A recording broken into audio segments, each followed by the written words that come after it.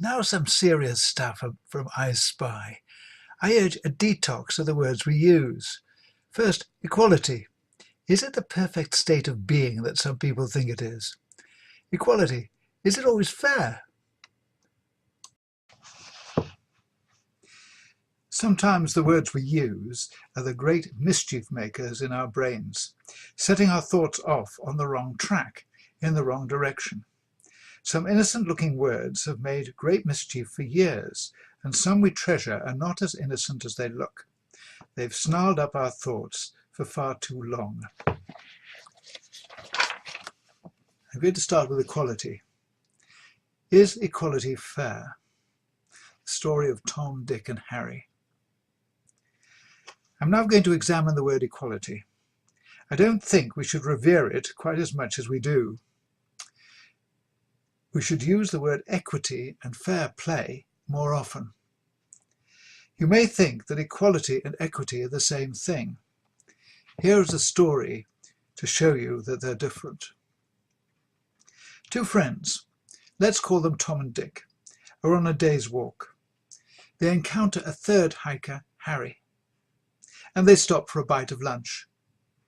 Tom has 3 buns, Dick has 2, and Harry doesn't have any. Tom and Dick decide to split their buns with Harry. They cut their buns into 3 so that each can have 5 pieces. Harry is very grateful for this, and to show his thanks he hands over £5 to Tom and Dick. How should this be split? £3 to Tom and 2 to Dick, or £2.50 each? Well, neither if you want to be strictly fair. Consider this. The 5 buns have been cut into 3s, making 15 portions in all. If Harry hadn't come on the scene, Tom would have had 9 portions, Dick 6. But when Harry comes on the scene, they each take 5. Tom has lost 4, Dick only 1. To be fair, Tom should take £4 and Dick £1. Now you may prefer equality. You may want to be generous. But equity is different.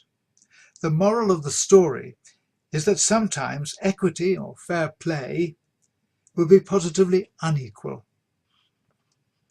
But what about the legal maxim, equity is equality? The small step you have to take here is to accept that equity is not always equality. Sometimes it's actually unequal. The world will never look quite the same again once you've recognized the difference.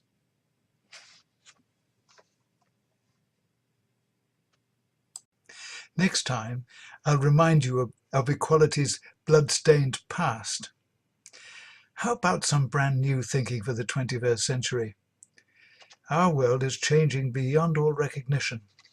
The politics of the 19th and 20th centuries are now well past their sell-by dates.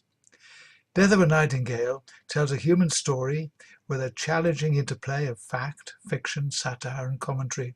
It's an expose of political folly and ineptitude in education. It now takes in the 2008 credit crunch with more startling revelations about the gross abuse of power.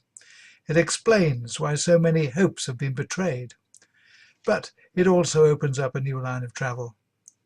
If you're a serious student of politics, I invite you to get hold of a copy. Now, some serious stuff from ispy. I urge a detox of the words we use. First, equality. Is it the perfect state of being that some people think it is? Equality. Is it always fair?